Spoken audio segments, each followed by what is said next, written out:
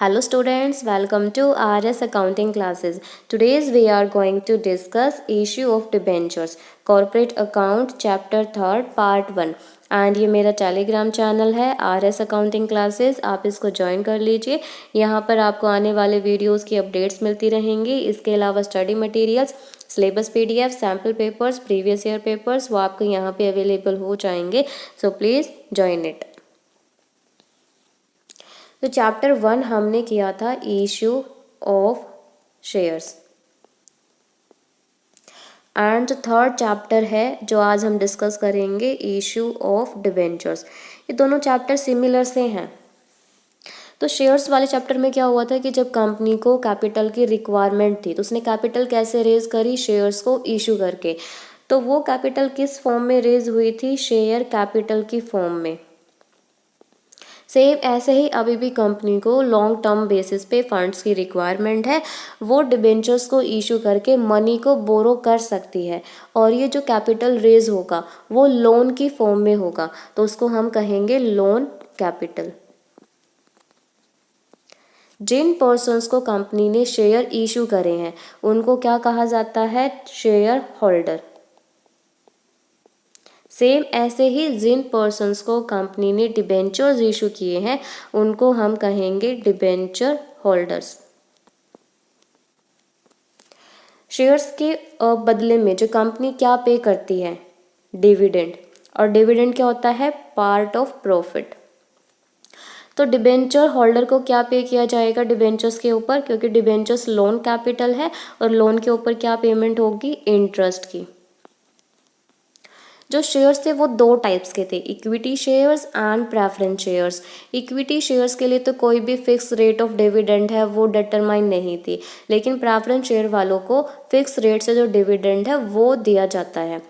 तो सेम ऐसे ही जो डिबेंचर्स होंगे उनको जो इंटरेस्ट की पेमेंट होगी वो फिक्स रेट से होगी, वो पहले से ही डिटरमाइन होगी कितने परसेंट जो क्या रेट ऑफ इंटरेस्ट है वो डिबेंचर होल्डर को पे करना है डिबेंचर्स पे।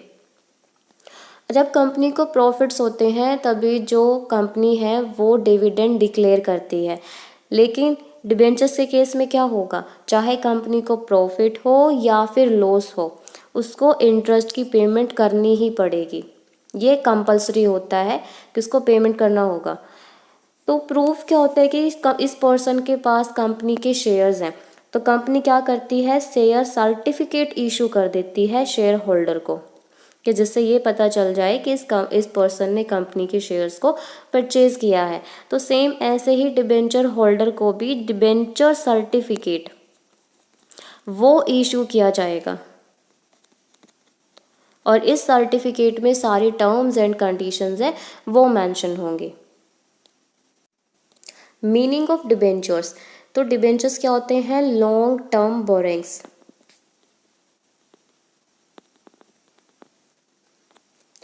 तो कंपनी क्या करती है, लॉन्ग टर्म बेसिस पे डिबेंचर्स को इशू करके जो फंड्स को रेज करेगी, और ये जो डिबेंचर्स होते हैं सर्टिफिकेट की फॉर्म में इशू किए जाएंगे, और ये जो सर्टिफिकेट होगा उस पे जो कंपनी की कॉमन सील है, स्टैंप है, वो लगी होनी चाहिए। क्योंकि जो डिबेंचर्स होते हैं एक रिटर्न एक्नॉलेजमेंट हो जाता है कि कंपनी ने इस पर्सन से डेट लिए हैं, इस पर्सन से लोन लिया है। और जो डिबेंचर सर्टिफिकेट होगा उसमें सारी टर्म्स एंड कंडीशन मेंशन होंगी। टर्म्स किससे रिलेटेड, कि जो इशू की टर्म्स क्या है, कि इनको पार पे इशू किया गया है, प्रीमियम पे या फिर डिस्काउंट पे, और जो रीपेमेंट की कंडीशंस क्या क्या होंगी, कि जो कंपनी है डिबेंचर्स की जब प्रिंसिपल अमाउंट को रिडीम करेगी तो वो पार पे करेगी या फिर प्रीमियम पे करेगी, कितने टाइम के बाद रिडीम किया जाएगा, और जो इंटरेस्ट रेट का परसेंट क्या है, कितने परसेंट का इंटरेस्ट है वो कंपनी पे करेगी। According to section 2 sub section 30 companies act 2013 के अकॉर्डिंग डिबेंचर्स में क्या क्या इंक्लूड होता है, debenture stock, bonds and any other security of a company whether constituting a charge on the asset of the company or not। चाहे उन securities पे जो कंपनी ने इशू करी है अपनी असेट्स को मोर्टगेज किया है कि उनको गिरवी रखा है या फिर नहीं। तो डिबेंचर्स में डिबेंचर स्टॉक आ जाएंगे, बॉन्ड्स आ जाएंगे और अदर स्पेसिफाइड सिक्योरिटीज आ जाएगी। डिबेंचर और बॉन्ड्स में क्या डिफरेंस होता है? तो पहले जो बॉन्ड से ज़्यादातर जो गवर्नमेंट है वो इशू करती थी, लेकिन आज के टाइम में semi government, NGO, non government organisations हैं, वो भी बॉन्ड्स को इशू करते हैं। और मेन डिफरेंस डिबेंचर्स में और बॉन्ड्स में किसको लेके है? Rate of interest. डिबेंचर्स के ऊपर जो एक इंटरेस्ट रेट है वो स्पेसिफाइड होते हैं कितनी परसेंट से जो डिबेंचर होल्डर को इंटरेस्ट पे किया जाएगा, लेकिन बॉन्ड्स के ऊपर क्या होता है? कोई भी स्पेसिफाइड रेट ऑफ इंटरेस्ट नहीं होती। ये जो बॉन्ड्स होते हैं ज़्यादातर डिस्काउंट पे इशू किए जाएंगे, जैसे कि deep discount bond, zero coupon bond. Deep discount bonds वो बॉन्ड्स होते हैं जिन पर इंटरेस्ट का रेट स्पेसिफाई नहीं है और इनको डिस्काउंट पे, हैवी डिस्काउंट पे इनको इशू किया गया था। तो जिस टाइम पे जो इशू के टाइम पे जितना अमाउंट कंपनी रिसीव करती है वो, और जितना कंपनी ने रिडीम करा था उसकी जो रीपेमेंट करी थी, उनका जो डिफरेंस होगा उसी को क्या माना जाएगा? इंटरेस्ट माना जाएगा। और उसी को फिर नंबर ऑफ ईयर्स में कितने टाइम के बाद रिडीम किया है उसमें उसको डिवाइड कर देंगे, डिस्ट्रीब्यूट कर देंगे। तो बस मेन डिफरेंस यही है कि डिबेंचर्स के ऊपर जो रेट ऑफ इंटरेस्ट है वो स्पेसिफाइड होता है, बॉन्ड्स के ऊपर जो रेट ऑफ इंटरेस्ट है वो स्पेसिफाइड नहीं होता। अब फीचर्स क्या क्या है डिबेंचर्स की? तो डिबेंचर्स को किस फॉर्म में इशू किया गया है? सर्टिफिकेट की फॉर्म में। और सर्टिफिकेट क्या होता है? एक रिटन एक्नॉलेजमेंट होती है कि जिससे ये पता चल जाता है कि कंपनी ने डेट को लिया हुआ है। सेकंड फीचर क्या होगा कि जो कंपनी है वो डिबेंचर्स को कंपनी की कॉमन सेल के अंडर इशू करेगी। नेसेसरी है कि जो कंपनी की कॉमन सेल उस सर्टिफिकेट पे होनी चाहिए। थर्ड फीचर क्या है? जो सर्टिफिकेट है उसको एज अ कॉन्ट्रैक्ट ट्रीट किया जाएगा, क्योंकि उसमें स्पेसिफाइड डेट होगी कितने टाइम के बाद जो कंपनी है प्रिंसिपल अमाउंट को रीपे करेगी।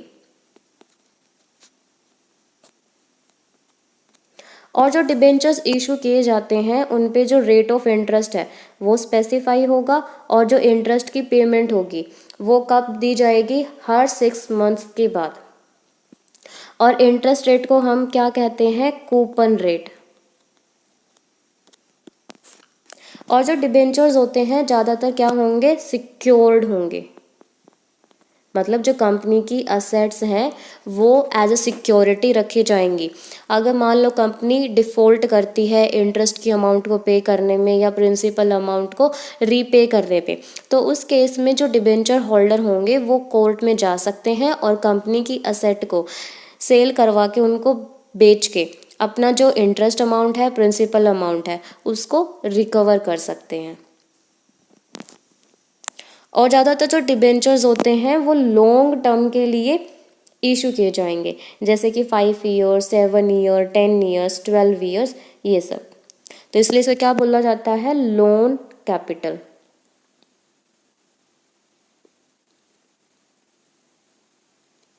और ये लॉन्ग टर्म बोरिंग्स होते हैं। टाइप्स ऑफ डिबेंचर्स, जैसे हमने प्रेफरेंस शेयर्स के टाइप किए थे, cumulative preference shares, non cumulative preference shares, redeemable preference shares, irredeemable preference shares, convertible, non convertible. तो सेम ऐसे ही डिबेंचर्स के भी टाइप्स हैं। फर्स्ट टाइप क्या है? सिक्योर्ड और मॉर्टगेज डिबेंचर्स। नेम से ही सजेस्ट हो रहा है कि ये डिबेंचर्स कैसे हैं? सिक्योर्ड, यानी कि इन डिबेंचर्स के ऊपर जो कंपनी ने अपनी असेट को सिक्योर किया हुआ है, अपनी असेट को मॉर्टगेज कर दिया, गिरवी रख दिया। बाई चांस अगर कंपनी इंटरेस्ट अमाउंट या प्रिंसिपल अमाउंट को पे करने में कोई भी डिफ़ॉल्ट करेगी तो जो डिबेंचर्स होल्डर है वो कोर्ट में जा सकता है, उन असेट को बेच के अपना जो इंटरेस्ट अमाउंट है, प्रिंसिपल अमाउंट है, उसको रिकवर कर सकता है। अब जो यहाँ पे दो तरह के जो असेट्स हैं उनको मॉर्टगेज किया जाएगा। एक तो होता है फिक्स्ड चार्ज और दूसरा होता है फ्लोटिंग चार्ज। अगर कंपनी ने ये स्पेसिफाई कर दिया कि जो मैंने कौन से वाली असेट है उसको मोर्टगेज किया। जैसे कंपनी ने कहा कि मेरी जो मशीनरी है, बिल्डिंग है, वो मोर्टगेज है इन डिबेंचर्स पे, तो उसको कहेंगे फिक्स्ड चार्ज। कि सबसे पहले जो मशीनरी है, बिल्डिंग है, उसको सेल करके जो डिबेंचर होल्डर है वो अपना अमाउंट रिसीव करेंगे। और जैसे ही फिक्स्ड चार्ज हो जाएगा कि ये जो पर्टिकुलर असेट है वो स्पेसिफाइड कर दी कंपनी ने कि ये as a secured, as a mortgage हमने रखी हुई है डिबेंचर्स के ऊपर, तो जो डिबेंचर होल्डर्स है वो कंपनी को मना कर सकते हैं कि वो उन असेट्स को यूज़ नहीं करेगी। फ्लोटिंग चार्ज होते हैं कि जब कंपनी ने सिर्फ ये कहा है कि हमारी सारी की सारी जो असेट्स हैं वो मोर्टगेज हैं, कोई स्पेसिफाइड तो है नहीं कि कौन से वाली असेट मोर्टगेज है, तो इस केस में डिबेंचर होल्डर है वो कंपनी को मना नहीं कर सकते असेट्स को यूज़ करने से। सेकेंड टाइप है अनसिक्योर्ड और नेक्ड डिबेंचर्स। अनसिक्योर्ड डिबेंचर्स वो डिबेंचर्स होते हैं जिन पे कंपनी की कोई भी असेट मोर्टगेज नहीं है, सिक्योर्ड नहीं है। और आज के टाइम में जो अनसिक्योर्ड डिबेंचर्स है वो ज़्यादा पॉपुलर नहीं है, इशू नहीं किए जाते। अगर मेंशन नहीं है कि ये डिबेंचर सिक्योर्ड हैं या फिर अनसिक्योर्ड हैं, फिर भी ये अज्यूम किया जाएगा कि वो सिक्योर्ड डिबेंचर्स हैं। थर्ड टाइप क्या है, रजिस्टर्ड डिबेंचर्स। नेम से सजेस्ट हो रहा है कि रजिस्टर्ड, कि जिन डिबेंचर होल्डर का कंपनी ने एक रजिस्टर तैयार कर लिया, उस रजिस्टर में सारी इन्फॉर्मेशन है, उस डिबेंचर होल्डर का नेम, एड्रेस, कितने नंबर ऑफ डिबेंचर्स इसने परचेज किए हुए हैं, क्या रेट ऑफ इंटरेस्ट है, सारी डिटेल मेंशन होगी। तो जब कंपनी ने रजिस्टर तैयार कर लिया तो उस रजिस्टर में उस डिबेंचर होल्डर का नाम है वो मेंशन हो गया। अगर उस डिबेंचर होल्डर को अपने डिबेंचर्स को किसी और पर्सन को ट्रांसफ़र करना है तो वो ईजिली ट्रांसफ़र नहीं कर सकता, उसके लिए जो प्रॉपर टर्म्स एंड कंडीशंस है वो फुलफ़िल करनी होंगी। तो सबसे पहले अगर उसको ट्रांसफ़र करना है तो कंपनी के पास आएगा और रजिस्टर से जो अपना नाम है वो कट करवाएगा, और जिस पर्सन को ट्रांसफ़र करे हैं उसकी जो इन्फॉर्मेशन है वो उस रजिस्टर में फिर मेंशन की जाएंगी। बैरियर डिबेंचर्स कौन से होते हैं, रजिस्टर्ड डिबेंचर्स के उल्टे। रजिस्टर्ड में तो क्या आता है कि कंपनी ने डिबेंचर्स का जो रजिस्टर है वो तैयार कर रखा था, उसमें सारी इन्फॉर्मेशन रिकॉर्ड थी। अब क्या होगा, कंपनी ने कोई रजिस्टर तैयार नहीं किया हुआ है, कंपनी के पास कोई भी नाम नहीं है कि ये इस पर्सन ने डिबेंचर्स परचेज किए हुए हैं। सिंपली कंपनी ने क्या करा, एक डिबेंचर सर्टिफिकेट है वो इशू कर दिया। जिस भी पर्सन के पास वो डिबेंचर सर्टिफिकेट होगा तो वो कंपनी है उसको इंटरेस्ट की पेमेंट है, जो प्रिंसिपल अमाउंट है वो पे कर देगी। तो यहाँ पे जो डिबेंचर होल्डर होंगे वो फ्रीली ईजिली क्या कर सकते हैं, डिबेंचर्स को एक पर्सन से दूसरे पर्सन को ट्रांसफ़र कर सकते हैं। फिफ्थ टाइप है redeemable preference shares. Redeemable means repayment, कि जिन डिबेंचर्स की पेमेंट कंपनी के लाइफ टाइम के दौरान ही क्या हो जाएगी, रिडीम हो जाएगी। वो डिबेंचर्स क्या हो जाएंगे, वापस कर दिए जाएंगे, प्रिंसिपल अमाउंट उनकी वापस हो जाएगी एक पर्टिकुलर या फिर स्पेसिफाइड टाइम पीरियड के बाद। ई रिडीमेबल्स और परपेचुअल डिबेंचर्स, इनका जो अमाउंट होगा इन डिबेंचर होल्डर्स का वो कंपनी के वाइंडिंग अप के टाइम पर ही रिडीम किया जाएगा। और जो ई रिडीमेबल टाइप्स हैं डिबेंचर्स के वो आज के टाइम में पॉपुलर नहीं है, वो आज के टाइम में इशू नहीं किए जाते।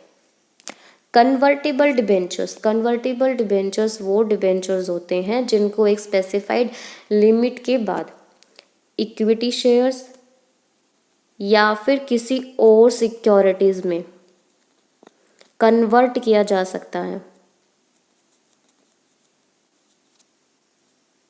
तो वो कन्वर्टेबल डिबेंचर्स हो जाएंगे। डिबेंचर होल्डर को ऑप्शन मिल जाएगा या फिर जो कंपनी है उसकी जो टर्म्स एंड कंडीशंस के अकॉर्डिंग उनको कन्वर्ट करना पड़ेगा। तो जो डिबेंचर्स का कन्वर्जन है वो पार्टली भी हो सकता है एंड फुल्ली कन्वर्टेबल भी हो सकता है। पार्टली कन्वर्टेबल डिबेंचर्स में तो क्या होगा, कुछ पार्ट है डिबेंचर्स का वो इक्विटी शेयर्स और अदर सिक्योरिटीज़ में कन्वर्ट हो जाएगा। फुल्ली कन्वर्टेबल में क्या होगा, सारा का सारा जो डिबेंचर्स का अमाउंट है वो इक्विटी शेयर्स और अदर सिक्योरिटीज़ में कन्वर्ट हो जाएगा। और जो ये कन्वर्जन का ऑप्शन है, जैसे ही मतलब जिस डेट को कंपनी ने अलॉटमेंट की थी उस अलॉटमेंट के 18 मंथ्स के बाद एंड 36 मंथ्स से पहले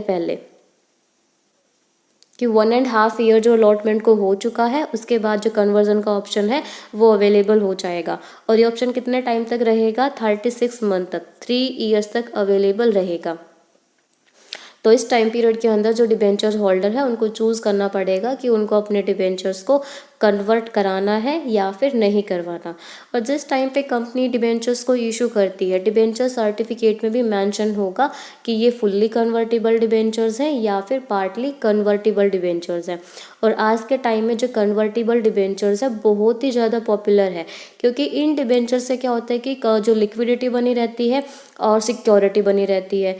यहाँ से डिबेंचर होल्डर को भी फ़ायदा है कि अगर वो कंपनी उसको अच्छी लग रही है, प्रोस्पीरियस कंपनी है, प्रॉफिट्स इंक्रीज हो रहे हैं, तो वो उस कंपनी के डिबेंचर्स को शेयर्स में कन्वर्ट करके उस कंपनी का ओनर बन सकता है, उसके मैनेजमेंट में पार्टिसिपेट कर सकता है, वोटिंग राइट्स को ले सकता है। इश्यू ऑफ डिबेंचर्स, जैसे इश्यू ऑफ शेयर्स किया था, जो प्रोसेस वहाँ पे फॉलो हुआ तो वही सेम प्रोसेस फॉलो होगा डिबेंचर्स को इशू करने के लिए। तो जैसे यहाँ पे कंपनी है ABC लिमिटेड, अब ये क्या करना चाह रही है? अपने डिबेंचर्स को इशू करना चाह रही है। और दूसरी तरफ क्या है? पब्लिक।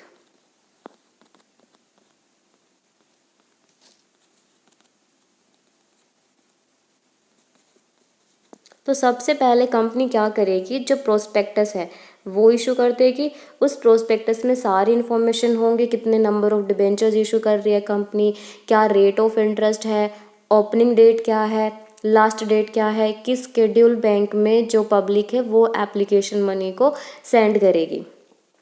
फिर प्रोस्पेक्टस को अच्छे से रीड करने के बाद जो पब्लिक है जिसको अप्लाई करना होगा वो एप्लीकेशन फॉर्म के साथ शेड्यूल बैंक में एप्लीकेशन मनी सेंड करेगी। फिर जो बैंक होगा वो एप्लीकेशन मनी है वो कंपनी के पास सेंड करेगा। फिर जो कंपनी है वो मिनिमम सब्सक्रिप्शन वाली जो कंडीशन थे, और वो कंडीशन क्या थी कि 90% होना चाहिए कम से कम। तो जब 90% अमाउंट है वो रिसीव हो जाएगा कंपनी को, तो उसके बाद जो कंपनी है वो पब्लिक को जो डिबेंचर्स है वो अलॉट कर देगी। अलॉटमेंट के बाद ये क्या बन जाएंगे? कंपनी के डिबेंचर होल्डर्स। जो डिबेंचर्स हैं कंपनी एट पार पे भी इशू कर सकती है, at premium, at discount. Share के केस में एक कंपनी को रिस्ट्रिक्ट किया जाता है कि वो शेयर्स को डिस्काउंट पर इशू नहीं कर सकती। सेक्शन 53 वो उसको प्रोहिबिट करता है, और सेक्शन 54 अलाउ करता है कंपनी को कि वो अपने एम्प्लॉयज़ को स्वीट इक्विटी शेयर्स है वो इशू कर सकती है डिस्काउंट पे।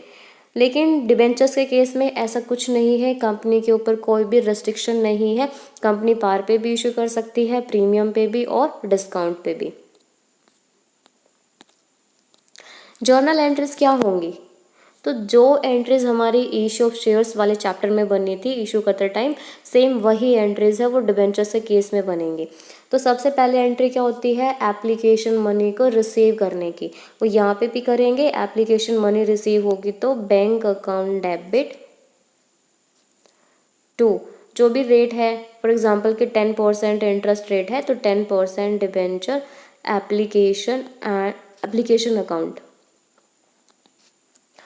इशू ऑफ शेयर्स में क्या एंट्री हुई थी? Bank account debit to share application, और यहाँ पे क्या हो जाएगा? Bank account debit to 10% debenture application account.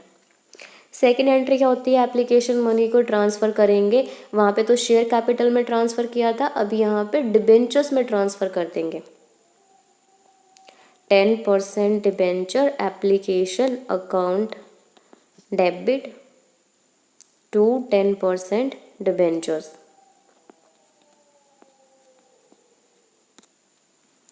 फिर थर्ड एंट्री क्या हो जाएगी? अलॉटमेंट को ड्यू करने की।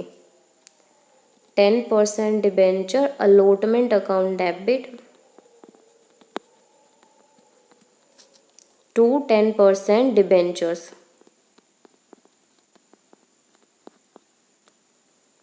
फोर्थ एंट्री हो जाएगी अलॉटमेंट मनी को रिसीव करने की, bank account debit to 10% debenture allotment. Same ऐसे ही अगर कंपनी फर्स्ट कॉल को भी अगर ड्यू मंगवा रही है तो फर्स्ट कॉल ड्यू हो जाएगी 10% debenture first call account debit to 10% debenture. फिर फर्स्ट कॉल को रिसीव करेंगे bank account debit to 10% debenture first call. अगर ऐसे ही सेकेंड कॉल है फाइनल कॉल है उनकी भी सेम एंट्री बनेगी। Illustration 1, Indian Carpets Limited issue करती है 1,08% debentures 100 rupees each at par. Application पे 25 रुपीज़ है, allotment 25, first call 30, final call 20। Public ने अप्लाई किया है 1,20,000 डिबेंचर्स के लिए। जो एप्लीकेशन रिसीव हुई थी 90,000 डिबेंचर्स की, उनको 90,000 के डिबेंचर्स अलॉट कर दिए। 16,000 डिबेंचर्स को 10,000 अलॉट किए हैं और जो एप्लीकेशन रिसीव हुई थी 14,000 डिबेंचर्स की उनको रिजेक्ट कर दिया। जो भी मनी ओवर पेड है एप्लीकेशन पे उसको अलॉटमेंट के लिए एडजस्ट करना है। Pass journal entries assuming that all monies due were duly received except final call on 2,000 debentures. तो फर्स्ट एंट्री क्या हो जाएगी एप्लीकेशन मनी को रिसीव करने की, bank account debit to 8% debenture application account. 1,20,000 के लिए अप्लाई किया है पब्लिक ने और 25 रुपीज़ एप्लीकेशन के मल्टीप्लाई करेंगे अमाउंट आ जाएगा 30 लाख।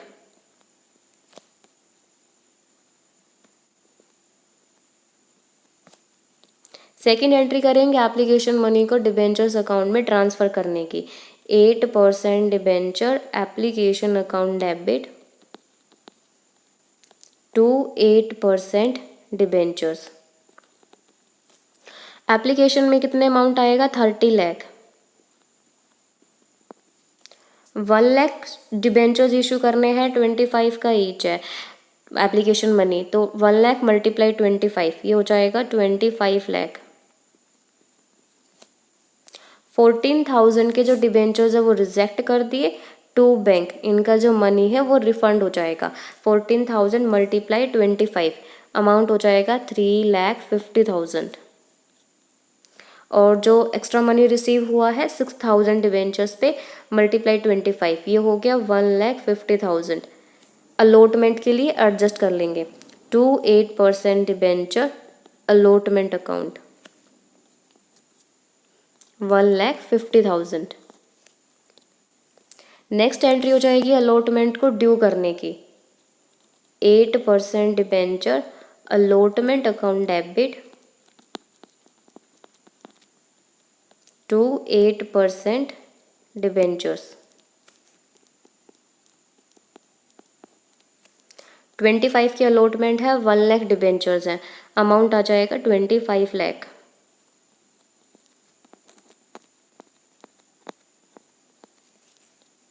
नेक्स्ट एंट्री करेंगे अलॉटमेंट मनी को रिसीव करने की, bank account debit to 8% debenture allotment account.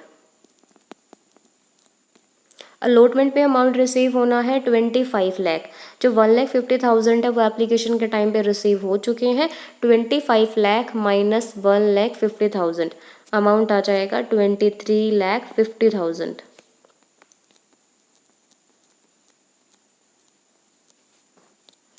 Next entry करेंगे फर्स्ट कॉल को ड्यू करने की, 8% debenture first call account debit to 8% debentures.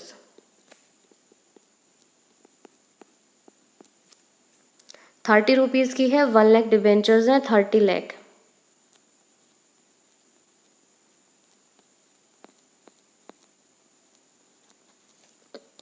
Next entry करेंगे फर्स्ट कॉल मनी को रिसीव करने की, bank account debit to 8% debenture first call amount आ जाएगा 30 लाख।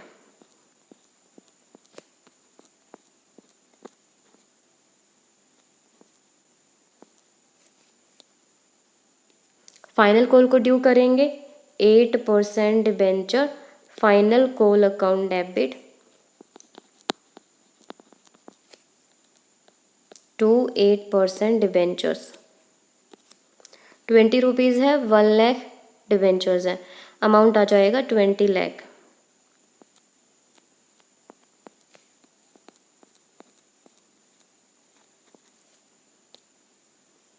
फिर नेक्स्ट एंट्री हो जाएगी फाइनल कॉल मनी को रिसीव करने की, बैंक अकाउंट डेबिट। 2000 डिबेंचर्स पे अमाउंट रिसीव नहीं हुआ, calls in arrear account debit.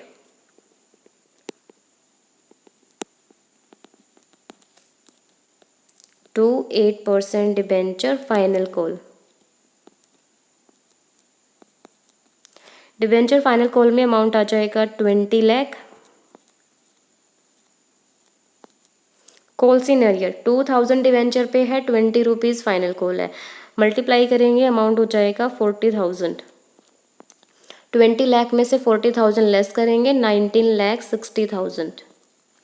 अगर हमें calls in arrear account open नहीं करना, फिर एंट्री हो जाएगी bank account debit to 8% debenture final call, amount आ जाएगा 19,60,000, 19,60,000। Issue of debentures at premium. जब कंपनी डिबेंचर्स को उसकी फेस वैल्यू से ज़्यादा अमाउंट पर इशू कर देगी, तब हम कहेंगे कंपनी ने डिबेंचर्स को प्रीमियम पर इशू किया। तो यहाँ पे फेस वैल्यू है वो कम होती है, इशू प्राइस है वो ज़्यादा। फॉर एग्जांपल कि डिबेंचर्स की फेस वैल्यू 10 रुपीज़ थी और कंपनी ने इसको 15 रुपीज़ में इशू कर दिया, तो यहाँ पे 5 रुपीज़ क्या हो जाएगा, प्रीमियम। और ये कहाँ जाएगा, सिक्योरिटीज़ प्रीमियम अकाउंट या फिर सिक्योरिटीज़ प्रीमियम रिजर्व अकाउंट। जो प्रीमियम है वो एप्लीकेशन के साथ भी हो सकता है, अलॉटमेंट के साथ भी एंड कॉल्स के साथ भी। अगर क्वेश्चन में कुछ भी स्पेसिफाइड नहीं है तो उस कंडीशन में अलॉटमेंट के साथ प्रीमियम को कंसीडर किया जाएगा। और इसको बैलेंस शीट में कहाँ शो करेंगे, equity and liability side, reserve and surplus head के अंडर। सेकेंड है issue of debentures at discount. Discount पे क्या होगा कि जब कंपनी का जो डिबेंचर्स हैं उनकी फेस वैल्यू ज़्यादा है और इशू प्राइस कम है। फॉर एग्जांपल कि कंपनी के डिबेंचर्स की फेस वैल्यू 10 रुपीज़ है और कंपनी ने 8 रुपीज़ का डिबेंचर्स इशू कर दिया, तो यहाँ पे 2 रुपीज़ का क्या हो जाएगा, डिस्काउंट हो जाएगा। और कंपनी के ऊपर कोई भी रेस्ट्रिक्शंस नहीं है, वो मैक्सिमम डिस्काउंट कितना भी प्रोवाइड कर सकती है। अब जो ये डिस्काउंट है इसको हमें क्या करना पड़ेगा, राइट ऑफ करना पड़ेगा, अमोर्टाइज करना पड़ेगा। जो अकाउंटिंग स्टैंडर्ड 16 है उसके अकॉर्डिंग जो पोर्शन कंपनी ने डिस्काउंट का जिसको अमोर्टाइज कर दिया, उसको कहाँ से कर सकती है, सिक्योरिटी प्रीमियम के बैलेंस में से and statement of profit and loss account में से। और जो करंट ईयर का अमाउंट होगा वो कहाँ जाएगा, अदर करंट एसेट में। और जो पोर्शन कंपनी ने अभी तक अमोर्टाइज नहीं करा वो नेक्स्ट ईयर में होगा, वो आ जाएगा अदर नॉन करंट एसेट में। फॉर एग्जाम्पल कि जो डिस्काउंट है, टोटल डिस्काउंट कितना बन रहा था, 1,20,000, और इसको 6 ईयर्स में क्या करना है, राइट ऑफ करना है, 6 सालों में कम्प्लीटली रिटर्न ऑफ करना है। तो हम हर साल कितना कितना राइट ऑफ करेंगे, 20,000 राइट ऑफ करेंगे। तो इस साल जो 20,000 है वो तो हम सिक्योरिटी प्रीमियम अकाउंट या फिर सरप्लस बैलेंस में से इसको राइट ऑफ कर लेंगे। तो 20,000 तो उसमें से चला गया, statement of profit and loss account के अकॉर्डिंग उसमें डेबिट हो जाएगा। तो जो इस साल का 20,000 है वो कहाँ जाएगा, अदर करंट असेट में। और बैलेंस कितना बच गया, 1,20,000 में से 20 गए और 20 गए, कितना अमाउंट बचा, 80,000। 80,000 चले जाएंगे अदर नॉन करंट असेट में। जो 12 मंथ्स के अंदर अंदर रिटर्न ऑफ हो जाएंगे वो अदर करंट असेट्स में। अगर 12 मंथ से ज़्यादा उसके बाद रिटर्न ऑफ होंगे वो अमाउंट जाएगा अदर नॉन करंट असेट में। और डिस्काउंट को जब राइट ऑफ किया जाएगा तो उसकी एंट्री क्या बनेगी, सिक्योरिटी प्रीमियम में से करा है तो security premium account debit, profit and loss में से करा है तो statement of profit and loss account debit, और 2 हो जाएगा discount on issue of debenture.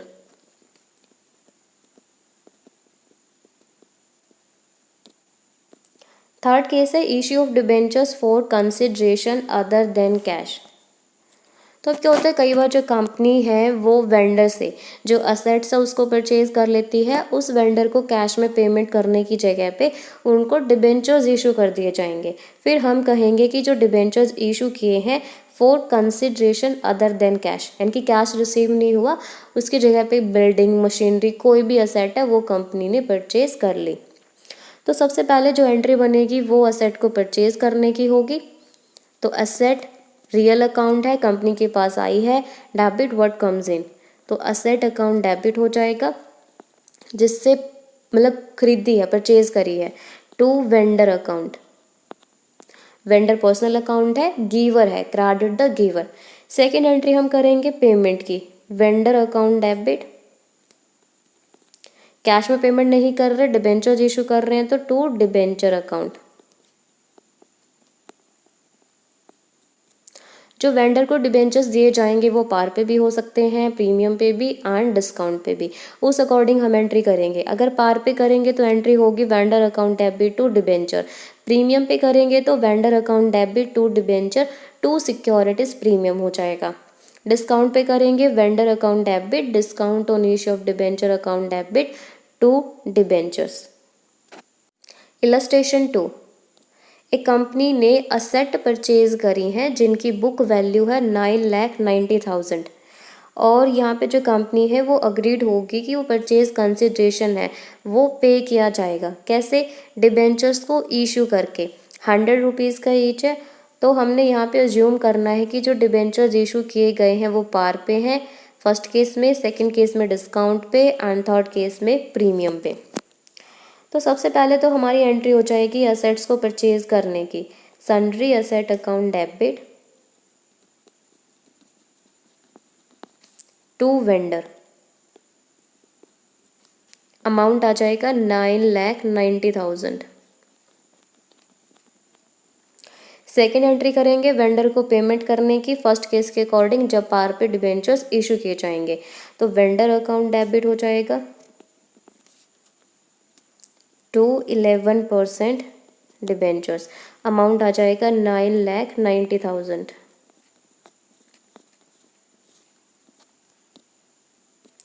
Second case करेंगे जब डिस्काउंट पे डिबेंचर्स को इशू करना है, वेंडर अकाउंट पर डेबिट होगा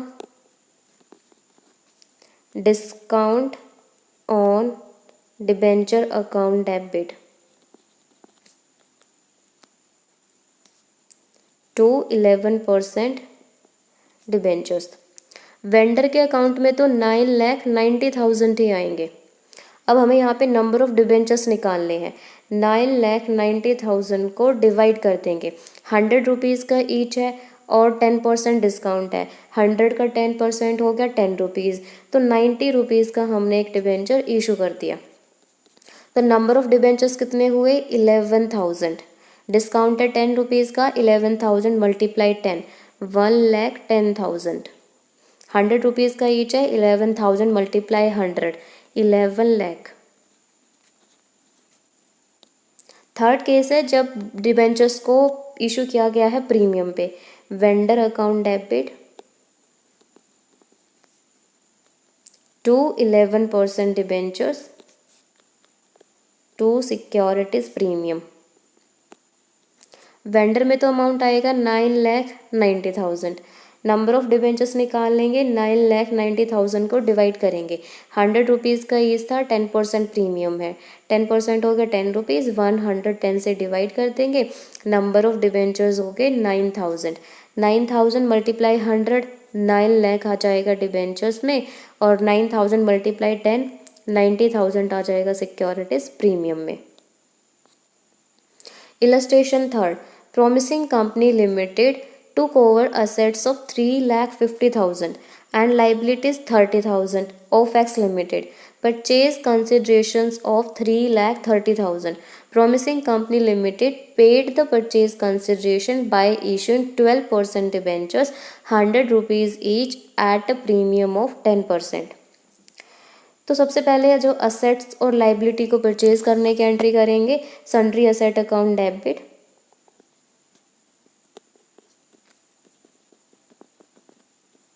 असेट में अमाउंट आ जाएगा 3,50,000 to sundry liability 30,000 to X limited जो परचेज कंसिडरेशन पे करना है 3,30,000। तो यहाँ पे असेट साइड का जो टोटल है 3,50,000 है, लाइबिलिटी साइड का टोटल है 30,000 प्लस 3,30,000, ये हो गया 3,60,000। तो यहाँ पे जो 10,000 है वो कहाँ आ जाएंगे, गुडविल में।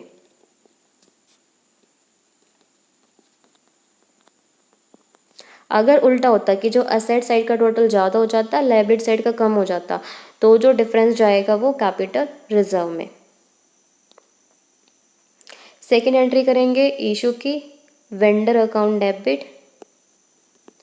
तो वेंडर का यहाँ पे नेम गिवन है, एक्स लिमिटेड अकाउंट डेबिट हो जाएगा, X limited account debit to 12% debentures to securities premium. X limited account में कितना अमाउंट आएगा, 3,30,000, और 3,30,000 को डिवाइड करेंगे, नंबर ऑफ डिबेंचर्स निकालने हैं, 100 रुपीज़ का ईच है, 10% प्रीमियम है, ये हो गया 110। नंबर ऑफ डिबेंचर्स हो गए 3,000, 3,000 मल्टीप्लाई 100, 3 लाख अमाउंट आ जाएगा डिबेंचर्स में, 3,000 मल्टीप्लाई 10, 30,000 अमाउंट आएगा सिक्योरिटीज प्रीमियम में। इलस्ट्रेशन 4, रिलायंस कंपनी परचेज करती है asset of 5 lakh rupees and to cover liabilities 90,000, agreed value 3,80,000, ये परचेज कंसिडरेशन हो गया। रिलायंस कंपनी इशू करती है डिबेंचर्स को at 5% discount in full satisfaction of the purchase price. First entry हम करेंगे असेट्स को परचेज करने की, sundry asset account debit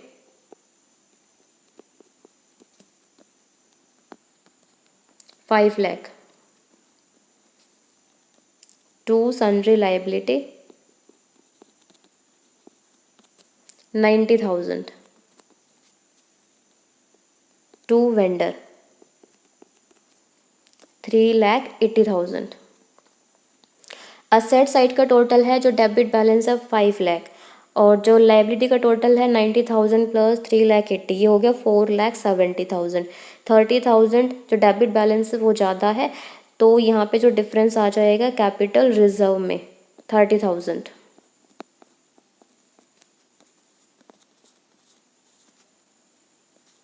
next entry करेंगे वेंडर को डिबेंचर्स इशू करने की, वेंडर अकाउंट डेबिट डिस्काउंट पे इशू करे हैं, discount on debenture account debit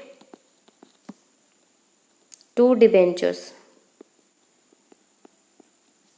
vendor account में अमाउंट आएगा 3,80,000, नंबर ऑफ डिबेंचर्स निकाल लेते हैं, 3,80,000 को डिवाइड करेंगे, 100 रुपीज़ का ईच है, 5% डिस्काउंट है, तो 95 हो गया ये, और डिवाइड करेंगे कितने नंबर ऑफ डिबेंचर्स आ जाएंगे, 4,000।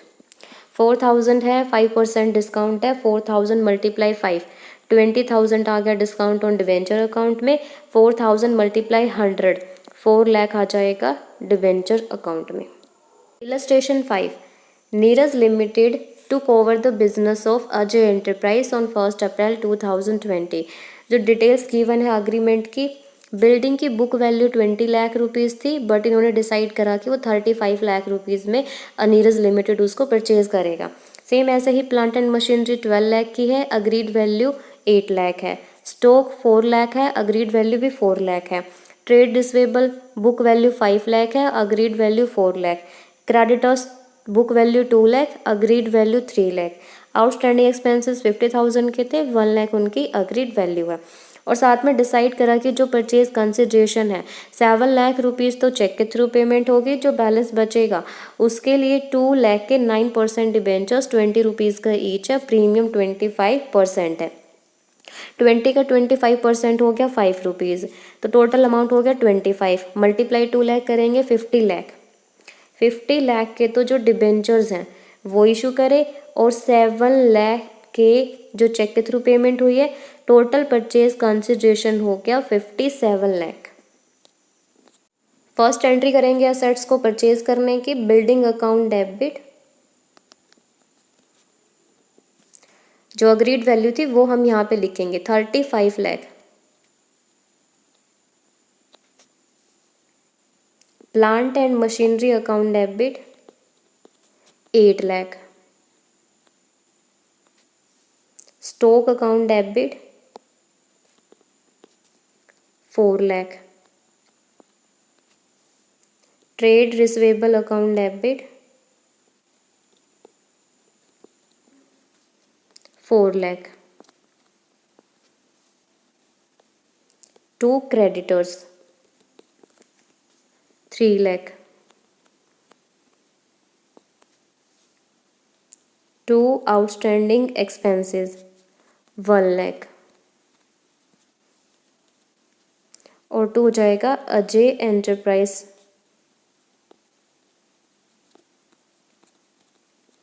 57 लाख। अब इनका टोटल करेंगे तो यहाँ पे लाइबिलिटी साइड का जो टोटल है वो ज़्यादा है, असेट्स कम है, और डिफरेंस कितना है 10 लाख। वो कहाँ चला जाएगा, गुडविल में। जो बैलेंसिंग फिगर है गुडविल अकाउंट डेबिट 10 लाख से।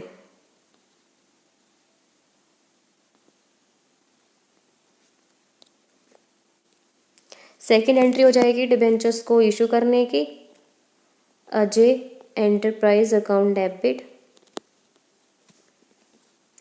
सो चेक के थ्रू भी पेमेंट हुई है वो बैंक में आ जाएगी, to bank account, to 9% debentures,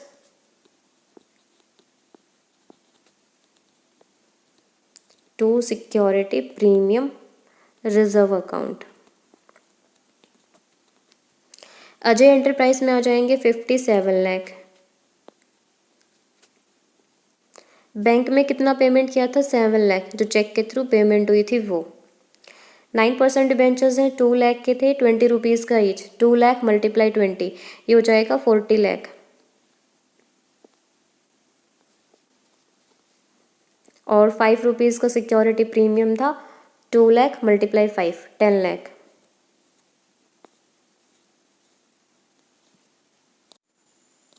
Next topic is issue of debentures at collateral security. Collateral security means secondary security. तो जब कंपनी क्या करती है, किसी बैंक से या अदर पार्टी से लोन लेती है, लोन बोरो करती है, तो उस बैंक को, अदर पार्टी को वो प्रिंसिपल सिक्योरिटी के साथ साथ सेकेंडरी सिक्योरिटी के तौर पे डिबेंचर्स इशू कर देगी।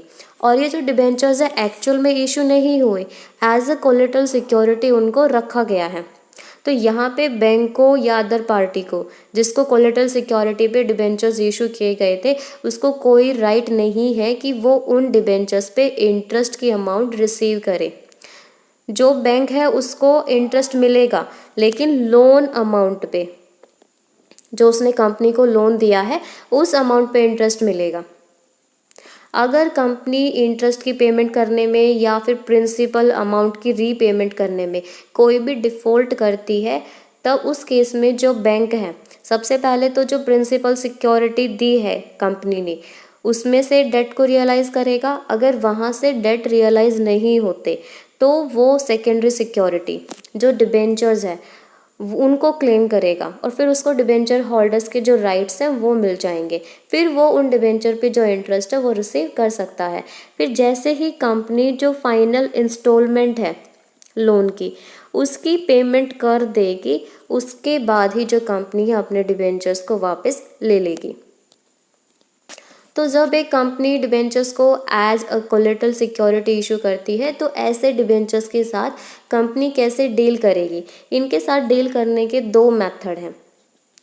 फर्स्ट मेथड कहता है कि यहाँ पे कंपनी को कोई ज़रूरत नहीं है कि वो, क्योंकि जो एक्चुअल में तो डिबेंचर्स इशू नहीं करे हैं, तो इशू करने की कोई एंट्री नहीं करनी। यहाँ पे सिर्फ एक ही एंट्री बनेगी लोन को रेज करने की, और वो एंट्री हो जाएगी बैंक अकाउंट डेबिट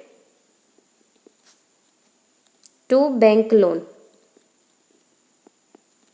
और बैलेंस शीट में जब बैंक लोन को दिखाया जाएगा, उसके ब्रैकेट में हम यहाँ पे लिख के दिखा देंगे कि जो ये बैंक लोन है वो डिबेंचर्स की कोलेटरल सिक्योरिटी पे लिया गया है। सेकंड मेथड क्या है? इसमें जो कंपनी है वो एज अ कोलेटरल सिक्योरिटी जो डिबेंचर इशू किए गए हैं उनकी एंट्री भी कर सकती है। तो फर्स्ट एंट्री तो सेम हो जाएगी लोन को रेज करने की, bank account debit to bank loan. Second method में इसके अलावा एक एंट्री और बनेगी डिबेंचर्स को इशू करने की, क्योंकि अभी तक जो डिबेंचर्स कोलेटरल सिक्योरिटी पे रखे हुए हैं वो सस्पेंस में है। अगर कंपनी डिफ़ॉल्ट करती है तब बैंक को राइट मिलेगा एज अ डिबेंचर होल्डर, उससे पहले तो वो नहीं है। तो यहाँ पे जो अमाउंट होगा डिबेंचर्स का वो डिबेंचर सस्पेंस अकाउंट में डाल देंगे हम। तो debenture suspense account debit to debentures. और जब हम इसको बैलेंस शीट में दिखाएंगे, एक बार तो जो डिबेंचर सस्पेंस में जितना अमाउंट डाला हुआ था एज ए डिबेंचर जो इशू करे हैं, एक बार तो प्लस हो जाएंगे और फिर जो डिबेंचर सस्पेंस के अकॉर्डिंग उनको लेस करके उस इफेक्ट को। Illustration 6, a company had 10 lakh rupees 12% debentures outstanding as on 1 April 2018. During the year company took a loan of 2 lakh rupees from the SBI। और इसके लिए कंपनी ने 2,50,000 की डिबेंचर्स है एज अ कोलेटरल सिक्योरिटी वो रख दिए। Pass journal entries and also show how the debentures and bank loan will appear in the company's balance sheet as a 31 March 2019। तो फर्स्ट मेथड के अकॉर्डिंग क्या था, हमने सिर्फ एक ही एंट्री करनी थी लोन को रेज करने की, और वो क्या थी, bank account debit to bank loan. Loan लिया है 2 लाख रुपीज़ का तो अमाउंट आ जाएगा 2 लाख।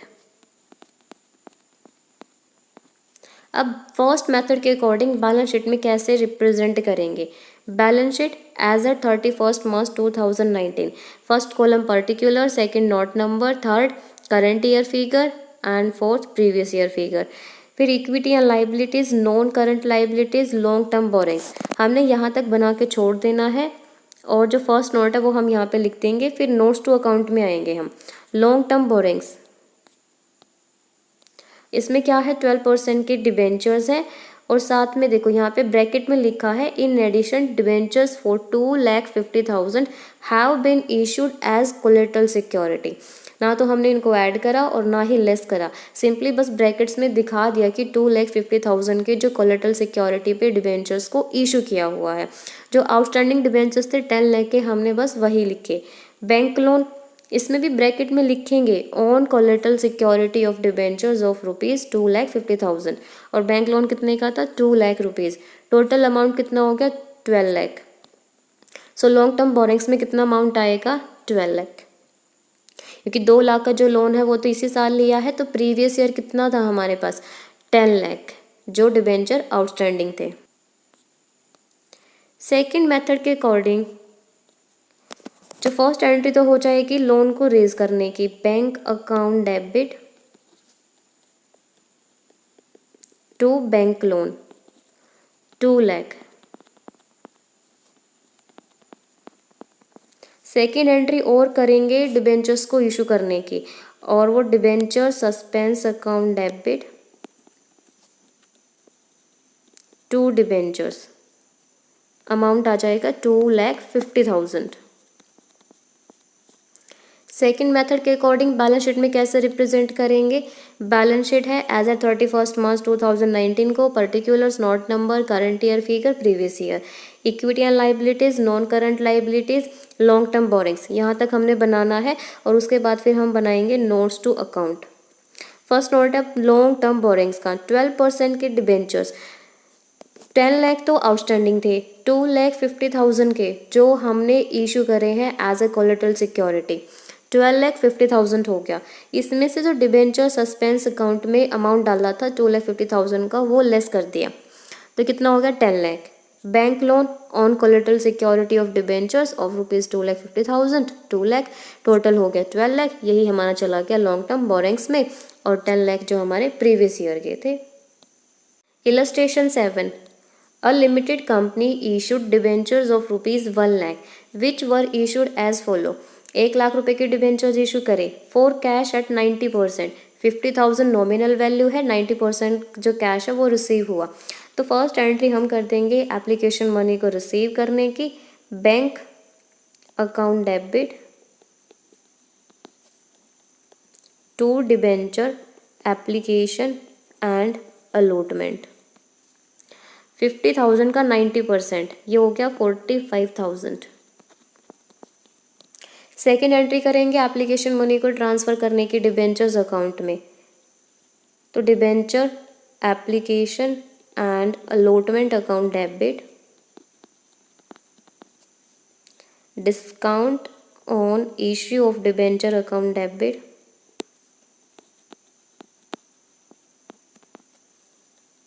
To debenture account. 45 आ जाएंगे एप्लीकेशन में, 5000 का डिस्काउंट हो गया और 50,000 आ जाएंगे डिबेंचर्स में। सेकंड केस क्या है, 4 क्रेडिटर्स 20,000 के और capital expenditure in satisfaction of his claim 25,000 के जो डिबेंचर्स है वो इशू कर दिए। तो वेंडर से क्या परचेज किया होगा, असेट्स। असेट्स को परचेज करने की एंट्री करेंगे sundry asset account debit to vendor. Assets purchase करी है 20,000 की, वेंडर को डिबेंचर्स इशू करे हैं 25,000 के, इट मीन्स 5,000 का डिस्काउंट हो गया। तो पेमेंट के टाइम पे एंट्री हो जाएगी वेंडर अकाउंट डेबिट, डिस्काउंट पे डिबेंचर्स दिए हैं, discount on issue of debenture account debit to debenture account. 20,000 vendor account में आ जाएंगे, 5,000 डिस्काउंट में और 25,000 आ जाएंगे डिबेंचर्स अकाउंट में। थर्ड है to banker for a loan of 15,000, bank से लोन लिया था 15,000 का, कोलेटरल सिक्योरिटी पे डिबेंचर्स रख दिए हैं 25,000 के। तो फर्स्ट एंट्री हो जाएगी लोन को रेज करने की, bank account debit to bank loan,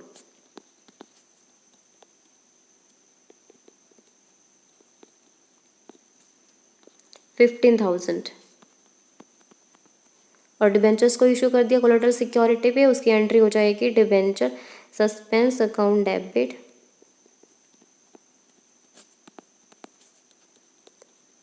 to debenture account, amount आ जाएगा 25,000।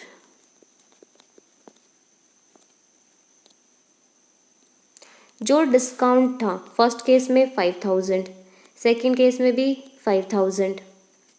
तो यहाँ पे बोला हुआ है कि जो रिडीमेबल फर्स्ट एंड सेकंड जो इशू करे हैं वो 10 ईयर्स के बाद रिडीम होंगे पार पे। तो how should the debentures B dealt with in preparing the balance sheet of the company. तो जो डिस्काउंट है ना 10,000 का, उसको हमने 10 ईयर्स तक क्या करना है, राइट ऑफ करना है। तो 10 से डिवाइड करा तो इस साल कितने राइट ऑफ होंगे, 1,000 रुपीज़। और हमारे पास कुछ भी मेंशन नहीं है तो statement of profit and loss से इनको राइट ऑफ कर लिया जाएगा। एंट्री हो जाएगी statement of profit and loss account debit